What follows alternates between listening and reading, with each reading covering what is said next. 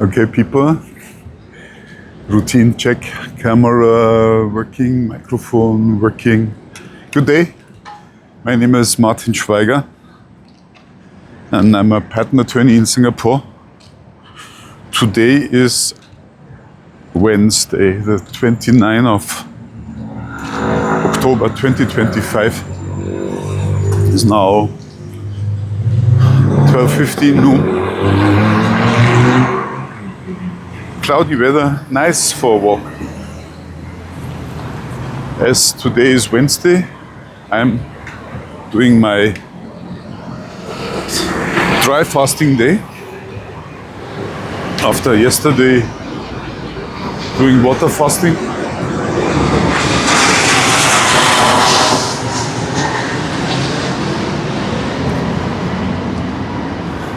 And that will be a short walk.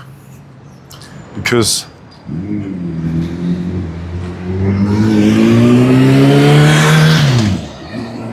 my energy level is not low, quite high actually.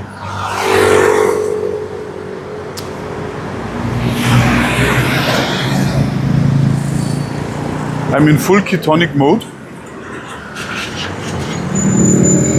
I already woke up this morning with 1.8 millimole per liter ketones in my blood, which is very good. Means I'm really in full ketonic. I just measured.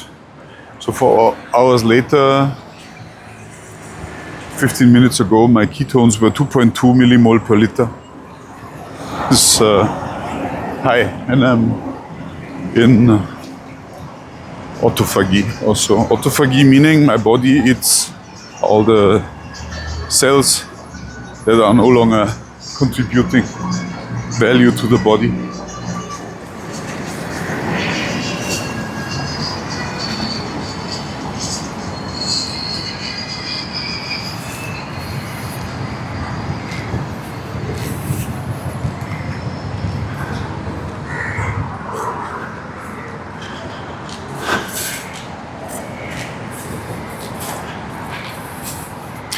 I also have this breath analyzer, and it measures acetone, and the breath analyzer correlates with the blood ketone. The ketones measured in blood. So when I know that I'm in ketonic mode, then I usually stop the more expensive and more cumbersome measurements with the blood, and I just use my breath analyzer. Still, I do a full blood picture every morning, meaning I have my important continuous blood glucose meter. Then I measure my blood glucose with the finger prick method. At the same time, my blood ketones and all the other stuff that I can measure. So important body weight, body fat percentage, visceral fat. These are the 3 weight measurements. And a few others. My Oura ring, the sleeping data from last night. I have a new measurement device, which is the FoodMarble. Very interesting, because it's quite a complicated. I tell you today what I know about measuring with the FoodMarble and what my insights are into my gut health. And so you know my campaign for the rest of the year. I want to reduce for the entire 6 months of the second half of 2025, reduce my visceral fat. And this is really stubborn. So the visceral fat fluctuates. I come from 25, measurement of 25. I was down at 18.5. Currently I'm at 21.5 today in the morning. And it always goes up and down, and so it's really stubborn. But also my body weight. I wasn't really cautious over the past 2 months, traveling and coming back, and then setting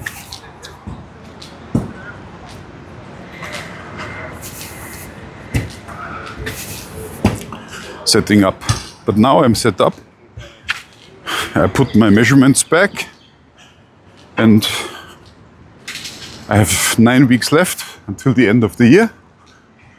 The goal was 93 kg by December.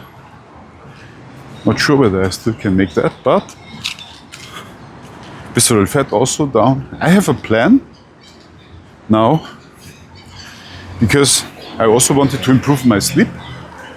You know that, so 3-part. Visceral fat down, improve my sleep, and my gut health improving. And the gut health, now where I want to talk with you, the gut health is more than just having a healthy gut. It's about finding out whether there is small intestine bacteria overgrowth. Small intestine bacteria overgrowth is when bacteria from the colon grow over into the small intestine. I understood the small intestine shouldn't have bacteria, or at least not many, and very harmless ones. But sometimes it happens, especially when you went through treatments with antibiotics. Sometimes it happens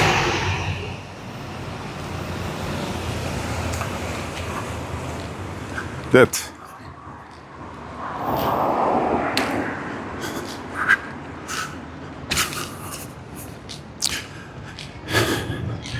the bacteria from the colon grow over to the small intestine, and if they can survive there, which they shouldn't, because actually I don't even know why not. So why are the bacteria from the colon growing over into the small intestine? I believe it has to do with the general unhealthy state of the body. You could also say immune system or whatever, I don't know. But I don't know, maybe I will investigate this, but I have this right in front of me. My plan? I bought this FoodMarble. It's a little breath analyzer, and it would measure the amount of hydrogen and methane in the breath. And not only that, it comes with an app, quite smart. And the app logs the measurement values and also gives you advice. So now, I did a round. You need to set a baseline, which means it would measure how your breath is over a period of 10 days or so. It took me 3 weeks to complete that one. And so you take about 30 or so measurements, and that sets a baseline. And I wasn't very diligent. Reason? I don't have the symptoms, because you also need to log events. And some of the events are symptoms. Do you feel bloated? Have you flatulence? Do you burp? Are you fatigued? And I don't have all this. So it's a bit like if you ask me, what is your mood? Then I found out my mood is quite stable. And actually I'm feeling well most of the time. So it doesn't really make sense to log my mood before I fall asleep or when I get up, because I would say it's always 7. It's not especially high, like 10 or so after success. But it's also not low. So when I feel when I'm in a bad mood, then usually it's because something really frustrating happened to me that shouldn't be there.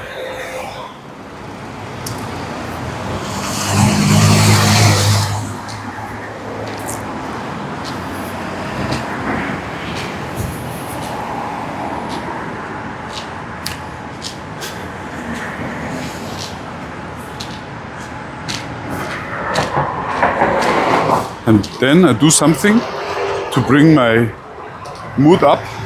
And today in biopsychology you say bring your dopamine up, which is what I'm doing. Go for a walk, enjoy, relax under the sun, be happy, because life is really good. I really love it. And I'm so happy that I have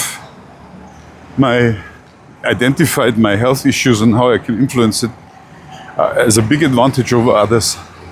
I'm not scared of getting old at all. So,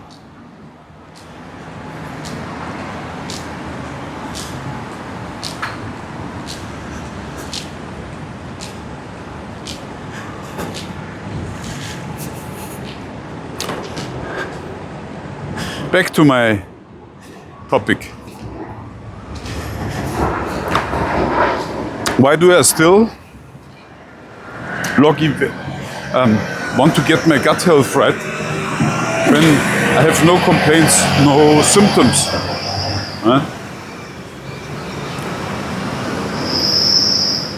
Because it's quite cumbersome. You need to log your meals and log other stuff. So the FoodMarble app is quite complex. For my taste, a bit redundant with what I already do. But I understand that some people want to focus only on one measurement. And if you have only one measurement, I believe the FoodMarble is an option. I mean, I would always use the Oura ring because it also measures. More important thing, but if you are hampered by your gut, then yeah, FoodMarble may be a good way to start with. But if that is your complaint in the foreground. So, why do I measure with the FoodMarble without having symptoms? 2 or 3 reasons. First reason, I'm really curious and investigative. So, I heard that you still can have metabolic syndrome, and it's not caused by the wrong food or not enough movement, mobility, strength. It can be caused by small intestine bacteria overgrowth, SIBO. So you can get plaque in your arteries from bacteria in your small intestine that shouldn't be there. And it could even be that you don't have symptoms. So, yeah, I wanted to know how that works. So the first thing I did is I tried to book an appointment with a doctor, and they wanted to do a measurement, and the price was some $600. And when I looked around, because I found it expensive, okay, I have an insurance that will pay, but it's not about that. It's about how helpful is it. And one data point costs $500. And then I saw this FoodMarble recommended by Dr. William Davis. He's one of my favorite YouTube doctors. Recommended. So, and the FoodMarble only available, not in Singapore available, but you need to. I ordered it then to a friend in Germany, and last time I was in Germany, he gave it to me.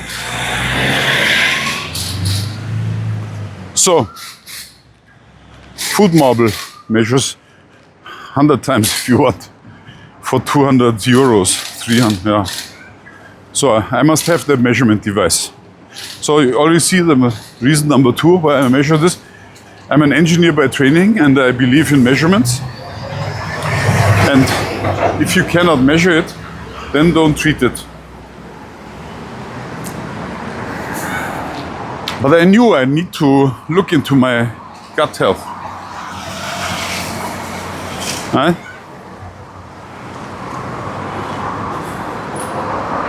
So, and reason number 3, I wanted to find out whether or not all my probiotics that I do, the yogurts that I make myself, I learned that from a friend of mine, whether they are really useful. Okay, so I have a measurement device,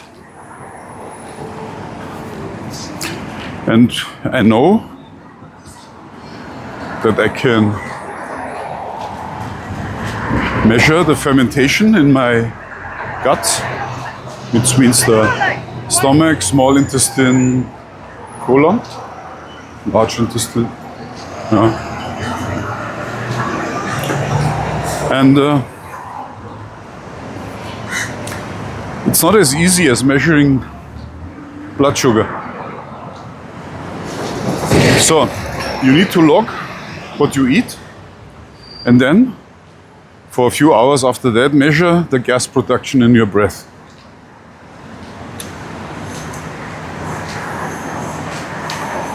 And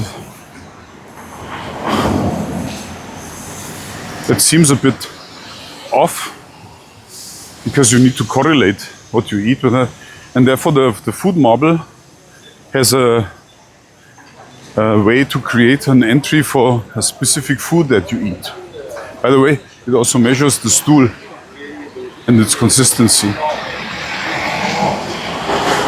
which I find interesting, because then you can compare. If you really have symptoms, then you can compare and log the outcome of the therapy and also share with your doctor. Important.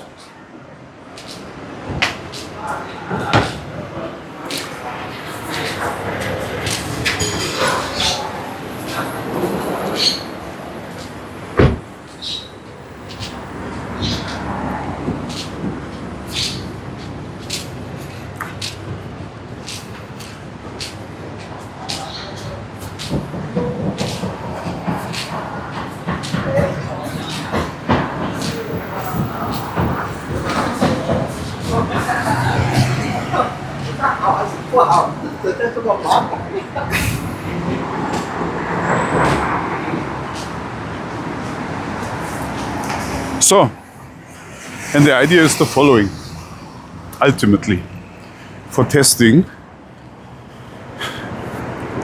number 1, you log your food,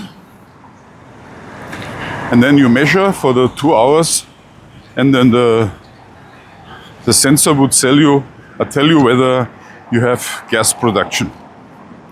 And then you can exclude food in order to reduce the gas production over time. It's a bit the same what I did with my blood glucose sensor, the continuous blood glucose meter. I measured what I eat, and I tried all sorts of stuff, and I just left away what caused spikes in my continuous blood glucose meter. And that to a degree that today I'm down to writing up the number of blood glucose spikes the day before. So I don't even go for the specific values, but just where was a spike, and was this spike expected because I had a cheat moment? Yeah, I have cheat moments. We need to discuss about that separately. That's what I share with Arnold Schwarzenegger, among others. Uncle Arnold. So, over time, you just look what you eat and what the gas it does. That's for someone like me who's not very, how to say, feeling-minded, empathic. It's a good way because then you can document whether the food that you eat is healthy for you or not. That's one thing. Another thing is you can find out whether you have small intestine bacteria overgrowth. How is that done? So when you eat something, it takes some time from your mouth until it reaches the large intestine and the colon. The amount of time that is needed is something like 1.5 hours to go all through the windings and stay. And then the bacteria would come in, and then of course the gases from that would expand both through the reverse exit and through your mouth. And what you measure is through your mouth. Now you measure the time. You eat a standard food that you know already, and you measure every 15 minutes. And if the time between eating that standard food and measuring the increase in the hydrogen and methane in the breath is shorter than a certain amount of time, you know that there were bacteria in the intestines where they shouldn't be. There is too up in the stream.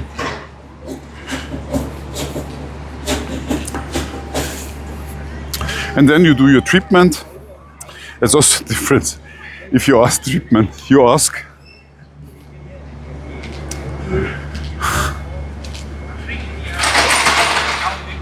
the open evidence. They would tell you to take antibiotics, but the rate of the healing is not good. So 50% of those who try to cure the small intestine bacteria overgrowth, SIBO, with a traditional, I would say, school medicine ways, get it back after a short time. And now ask why. I know already why. Because it's not only about killing those bacteria or getting rid of them, it's about maintaining a lifestyle that supports the healthy state, which I don't know yet. So what is healthy for the small intestine?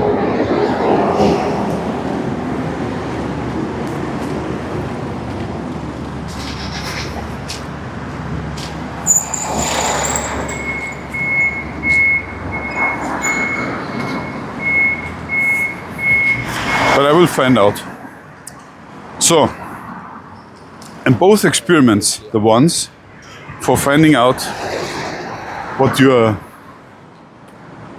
healthy food is and the unhealthy to leave away, first you need to bring the body into a defined state.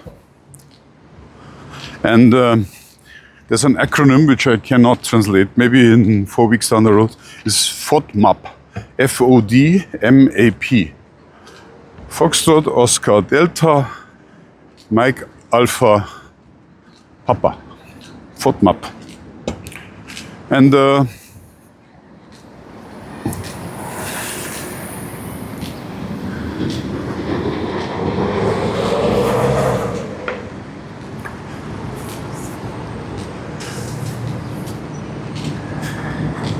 so you need to stay away from all the food that can be fermented by those bacteria. That doesn't kill them. I mean, bacteria in the small intestine get killed easily because they have a very short lifespan.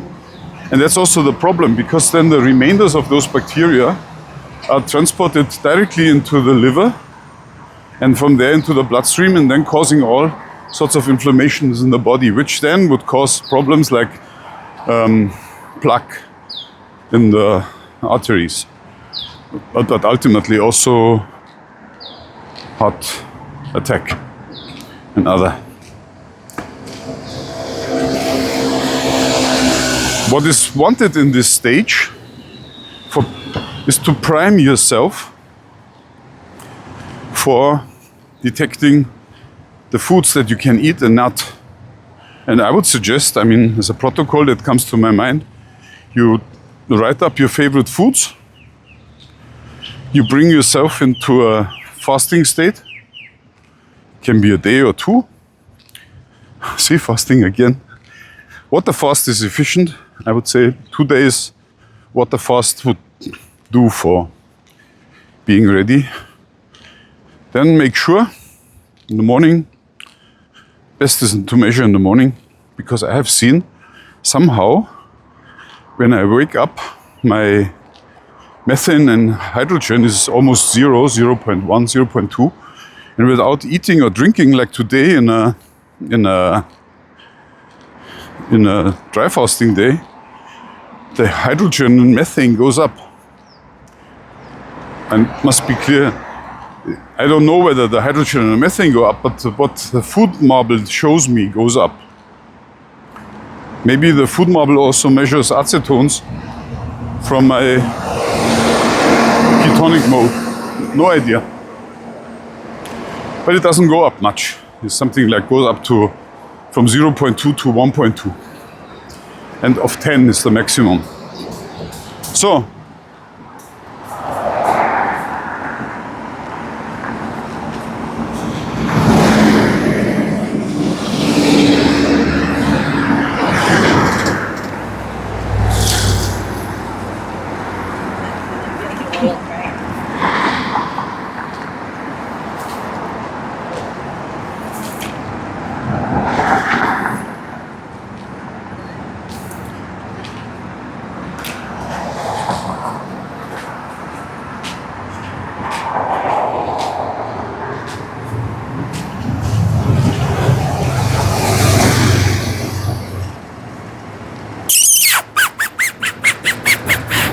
doggy, doggy, doggy. Yeah, I'm walking in my dry fasting. My plan is to dry fast until maybe 4 or 5. So I have another 3 or 4 hours to go. That would make dry fasting for 16 hours. Good enough. Important is that the ketones are up. So, back to the method. So if you want to find out what food you can eat and what not, get into dry fasting or fasting. Make sure that in the morning the methane and hydrogen is at 0 or close or low. Then eat the meal that you want to test. Let's say you want to find out, am I allergic against broccoli? Then you eat broccoli and some other food, raw broccoli, other food of which you know that it will not cause the methane going up. What I can tell you is butter and olive oil are harmless. So you can eat your broccoli already with butter and olive oil, and you can squeeze a lemon over it, but not an onion. That would be a different test. And then you see what is your markdown, your test for the 2 hours until lunch. And then you do the next test 2 days later. 1 day water fasting. Morning you eat the next food. Let's say hazelnuts. Hazelnuts for breakfast, plus water, no coffee, no other thing. And then you note, and then you protocol. And that's why the FoodMarble is so good, because you can just do that. It's so simple. It doesn't really matter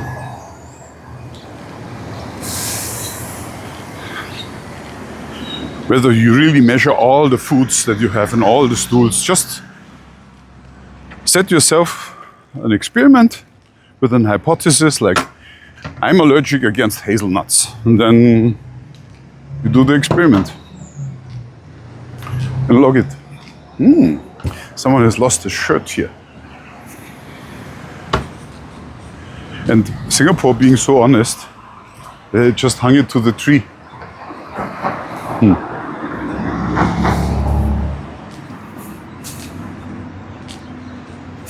So, but now to the experiment that I have in mind.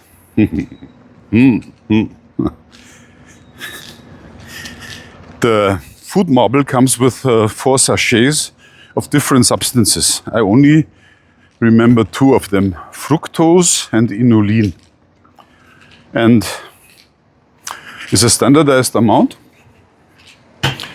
Yeah, it's not cheap. I believe it costs $20, and that for 4 packets of substances. Quite, but it's also the know-how, and then you're part of a normalized experiment. So I bought it.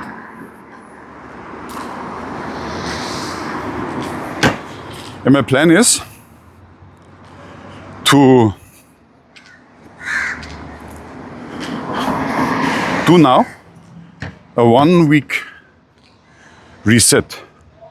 I will avoid all the foods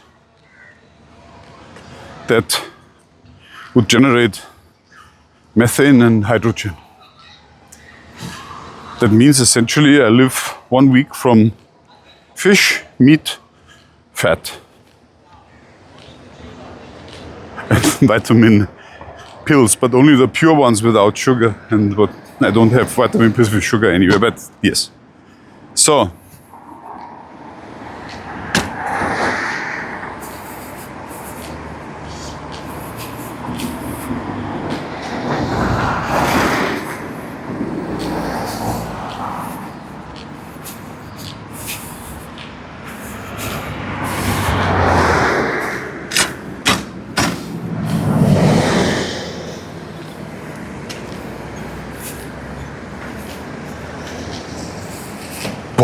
I need to take my portable shower out.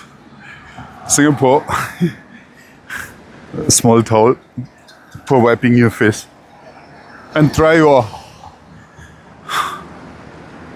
Life is really good.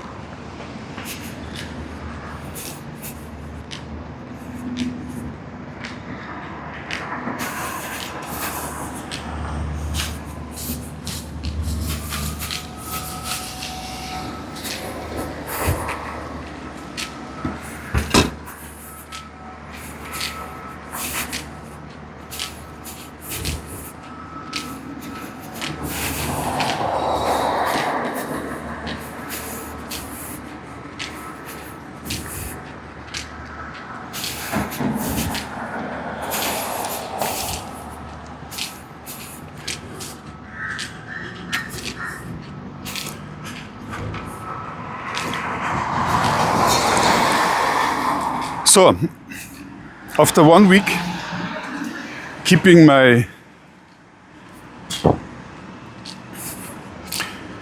the fermentable input away from my body, I would then run the 4 tests with the 4 substances and still maintaining this food that doesn't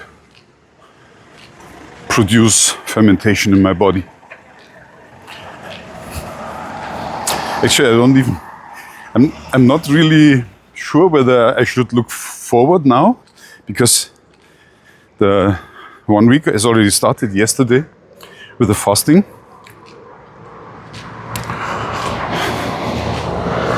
But it's okay. All the good food. Only fish, meat, eggs, no dairy products, no yogurt, even not the probiotics that I'm making. So I've frozen all my starters yesterday. Because I will only need them again in 9 weeks from now, 8 weeks. That's my program length, 9 weeks.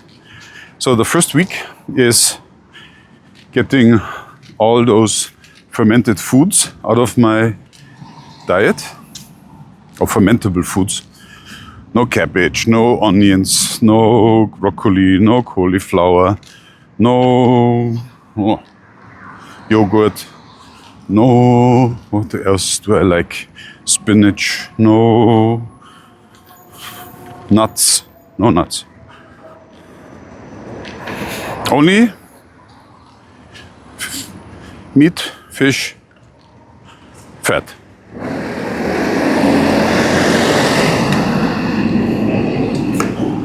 Drinking, no alcohol. Lemon, reduced, something like 1 lemon per day. Vitamins, yes, can. Also the other supplements, yes. I told you my vitamin D, very important. This year there was a Nobel Prize handed out for vitamin D, I believe. And I found in Amazon that you have an Amazon home test for very $20 or so, while it costs $120 when you go to a clinic.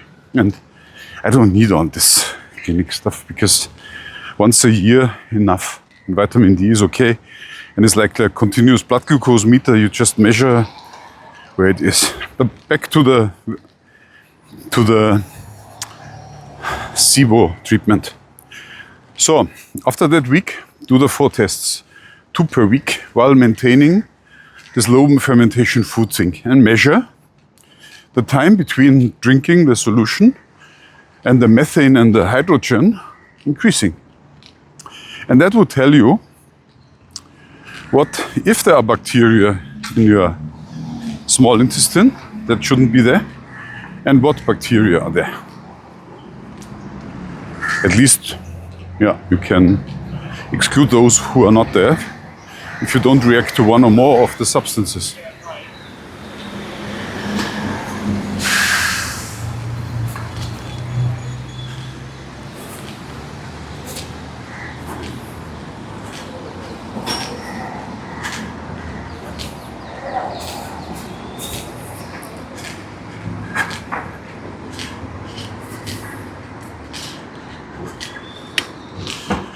Then, after these 2 weeks, we are now in week 3 already, the weeks 4 and 5 would start.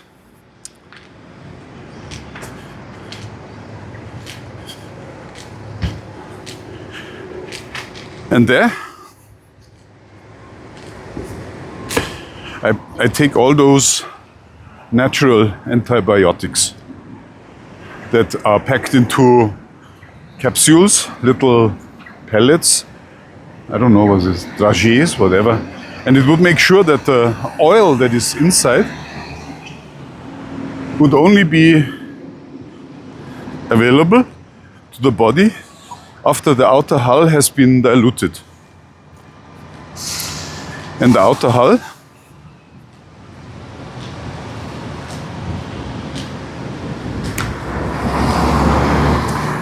is resistant against the acids in the stomach and the enzymes, but it would be diluted once they reach the small intestine. And they would attack those bacteria that are there that have survived the starvation period of the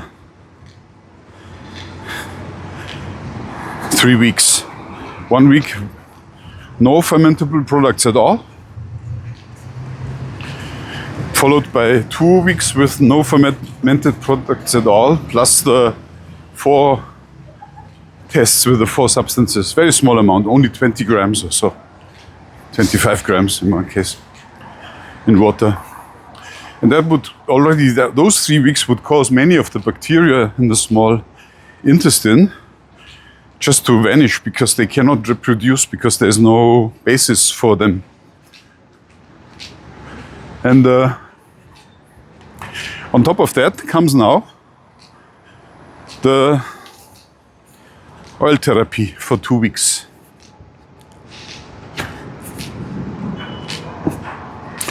So week 5 is over.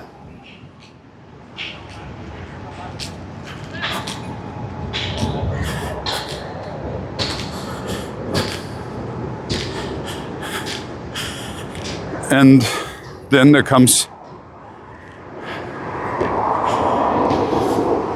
a week 6 and a week 7 for repopulating the small intestine with digestible, fermentable food that is healthy. And I understood, I don't know yet, but I understood that this would be kimchi, then sauerkraut, and other stuff. Not sure about my yogurt yet. My probiotics. Yeah, and then you go ahead.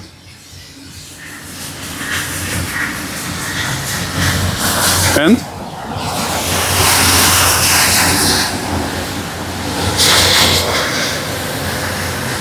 after a few months,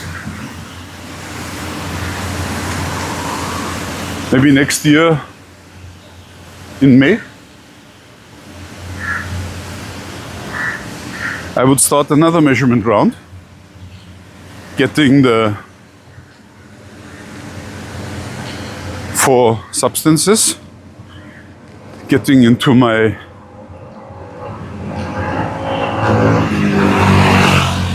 one week not eating fermentable foods, and then for 2 weeks doing the 4 tests while not eating fermentable foods. And then see whether there's a difference. And if necessary, do the same thing.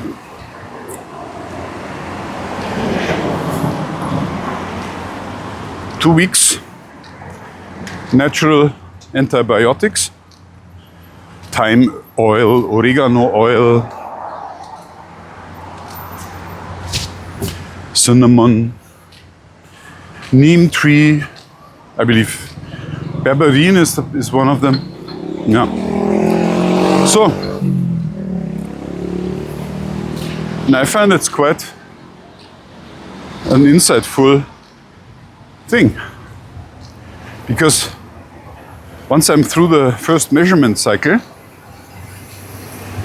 I learned so much about using the FoodMarble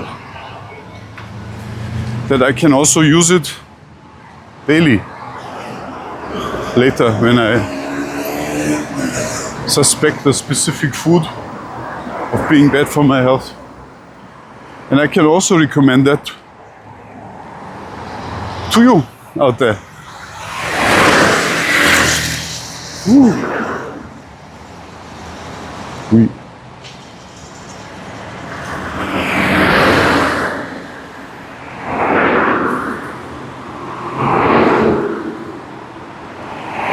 Yeah, almost through. We have now 43 minutes. Ah. Not bad for a dry fasting day.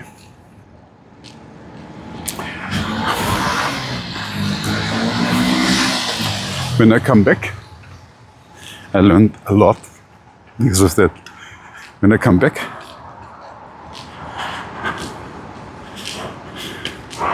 take a shower,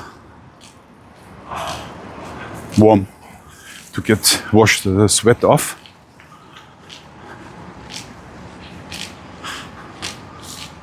Then, cold shower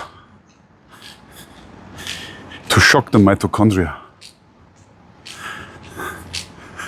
Makes them more flexible. Yeah.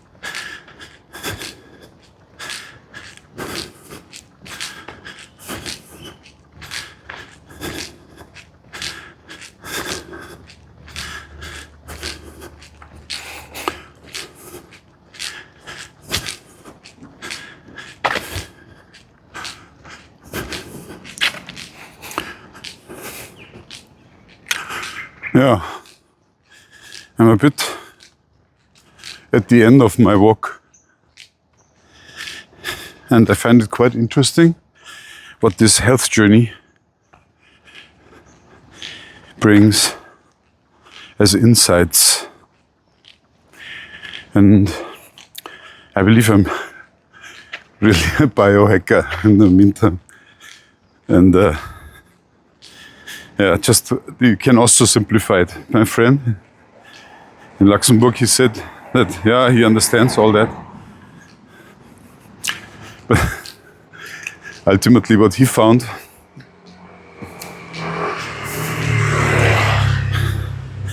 what always threw him back were the cheat days. And yeah, I must say, he's probably right. You can do a lot of things. And just avoiding the cheat days when you have a healthy body that lives 100% in a healthy environment, then you don't need all this. And another friend of mine was surprised that, yeah, in the old days, like there's an old Bible verse, Psalm 90, 10. It says that the people will become 70 plus 10. If 70 plus 10, normal life, which is 3 times 20 in Old English, plus 10, which is 70. And if by strength means body strength, then 80, which is 80.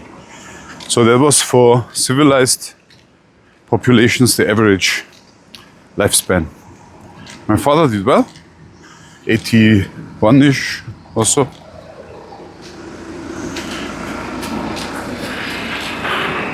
My mentor, Dr. Gary North, also did well, 80-ish, I believe. He made just a 4 by strength, I must say. And then there are others, like this 117-year-old lady that died because of sarcopenia.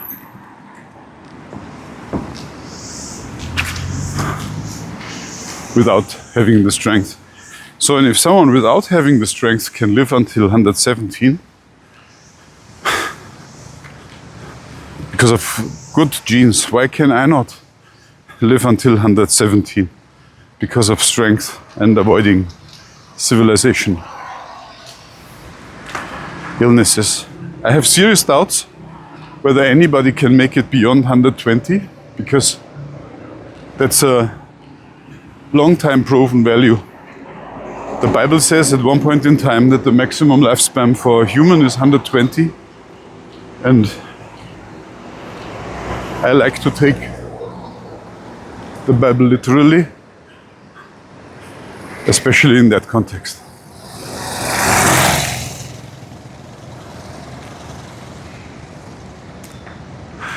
So, but we should be able to do 100, right? Imagine, 40 years ahead, in my case.